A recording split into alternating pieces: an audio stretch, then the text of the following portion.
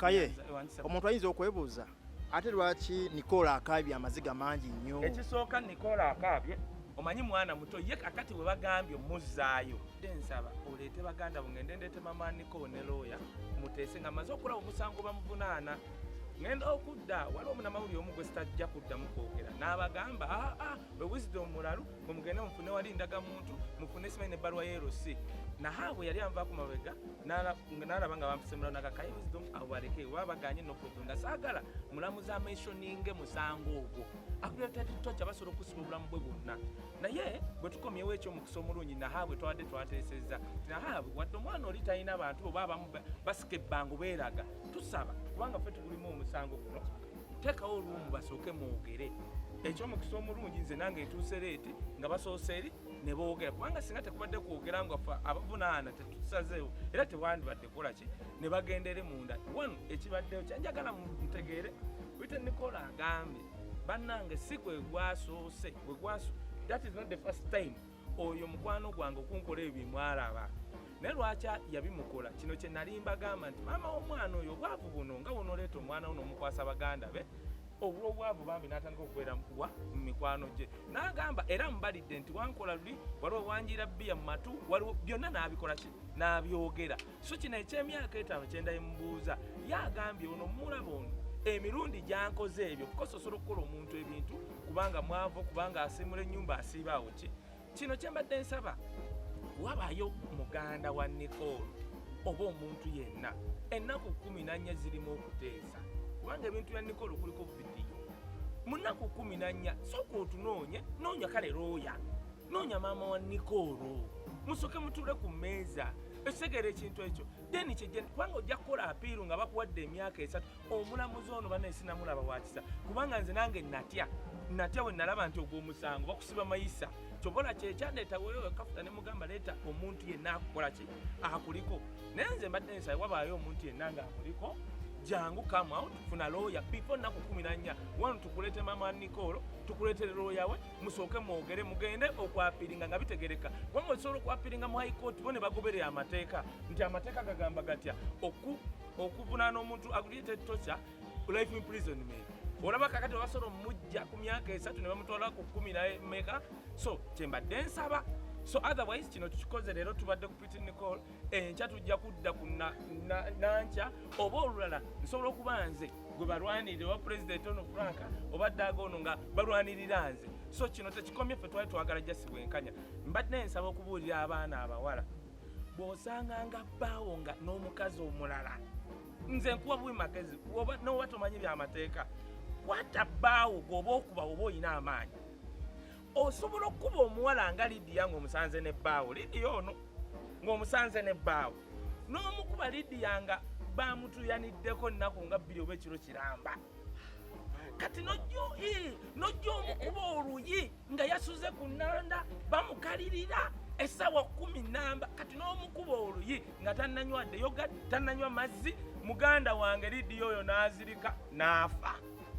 omanye ekintu kyoba wereetedde oba Lidia asobola okuba wasikosero oba ayina asima oba ayina ebirwadde bye oba ayina omutima naye ng'omusajja bbaawo yamusuzeeko ekiro kiramba n'omusanga mu nnyumba n'okola kino okuba nze mbadde ndowooza nga nteesa bw'osanga nga bbaawo n'omukazi omulala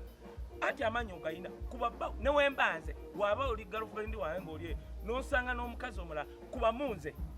otherwise ojja kuba omukazi katugambe wabeere wa recordinga bakuvunaana omusango gw'ototegedde okisegera ekintu ekyo after all bano abawala si be beekwana basajja ffe tukwana gwe kuba musajja waakwana omujje kuki ku kkubo nze kyembadde nteesa otherwise n'ekirala bannange ne mbakupuula oba bino bye mukuba abantu ne waaba mubbi bannange wooba okwata akatambyako nkwegayiridde teweeteekamu kubanga ojja kukuba omubbi ebyo bakuba bakuteekemu n'omubbi alina amateeka eddembe erimulwanirira ojja kuba omubbi afe bakuvunaane mob justice ng'omuntu yakoze eki yafudde so oba okwata simanyi okuba okubanga babbi twabwetamwadda nange sibaagala however ate weefiriminga okuba mubbi bajja kuvunaana ojja kufuna ebitongole bingi nnyo biri nagalala biri eyo tebirina byakukola olwoyo aveeyo awolereze omubbi nga yafudde bakutwale luzira mayisa nti watta omuntu So mbadde nsaba obutayitamu stress tukole ki njagala okwebaza omukulu ono eyaleeta ebitongole biri era ebyo byemulabye omwana agamba nti nno kugenda kusoma omukulu ono this is not all about wisdom. Njagala okwebaza ono Franka sirabanga mukulembeze ono kyali ono lwaki mwebaziza ne muga Franka yimirira wano waliwo omuntu eyita omukulembeze nga nebyakola tebiriiyo kubanga bino coordination byemulabye notuuka ono tebibadde byangu wano tewali gwe basasudde omukulu ono tebamusasula gwe muladaaga noono President Franka ono teri yamusasula naye waliwo ssente eziyitinganye n'amasomero gwe mulabye Pretty Nicole Ayogede. Of course actually ne kino kyemulaba nti bamututte mu rehab asobola n'okuvayo weeks fekasa tukakasa essomero tugenda difuna site kyomukulu dda wache tuliko ne international gundi byonna tugende niwanabera wiite kubanga oli omulamuzi agambye n'omwana muto yeetaaga okurehabilitatinga. So Kaye omuntu ayinza okwebuuza ate lwaki Nicole Ayakabya amaziga mangi nnyo? Ekisooka Nicole Ayakabya omanyi mwana muto ye kakati bwe bagambye omuzzaayo obwongo alowoozeza komera kyangambye obwongo kati budduse ki kukomera nga amayi bagenda musiba mukomera kati omunnyonnyola nti rehab tekitegeeza komera ekyasoose kikabirako maziga. So ate singa abadde muntu mukulu kiki kwe mwana tatulanga P7 ye waawulidde nti kutwala mu rehab center ndowooza looza ye prison ge maziga. So kakati tubadde tulina omugumya tuli wali twogera naye anti kati batugambye tulina omutandikira ku counseling kati counseling alina tandikiramu ffe bambi Pretty bambi Nicole bambi tokaaba bambi sikomera nti kati eyeweeweza omumba abaganda si bagamba gwe bazikuba kati tulina mubuulira nti eri of which fenna tokiwagira sebo ne maama waagambye mpagira rehabilitation kubanga omwana wange yali akoze eki wanaaviirayo neweba mwezi gumu oba emeka maama we abadde wali yakyogedde agayita kirinaako buzibu. However ng'ekyo kigenda mu maaso kya rehabilitation mukulu ddaaga Franka nange twewaddeyo I think ebisomero tubikutulanca enkya essomero etwo era wetubifuna byonna tujja kujja bannamawulire tubibagambe teri atusasula waliwo international n'ebira byagenda osoma ate nga byakabi esebulire ebyaddala mulabye omulamuzi bwasose n'ateekawo ekiboozi ebyaddala omulamuzi abadde lenient kubanga etteeka limugamba obasooka n'omulimandinga ow'emyaka 10 n'egyo eyo abbreviated torture naye kati omulamuzi akikoze kubanga n'oli gwe basibye mwana muto bannaye nga tuzza ebyaddala yakaweza 18 omulamu era nze ndowooza singa bano baganda ba Kafta bakola ekintu munaku 14 nobeerawo okuteesa bagenda okukola apiiru nga bitegerekeka kiba kikola kyabanoonya era wobagwako ekirabo bwekiri kyobola fayiro eriko Kafta and others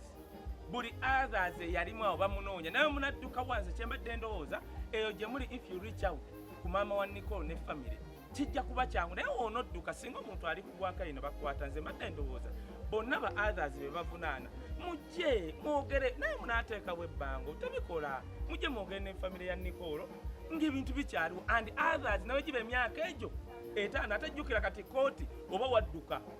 kati okukwata n'ojjaawo basobola okugaa kansoke nkusindika emyaka 10 nga sikusalidde kye bayita ndi others.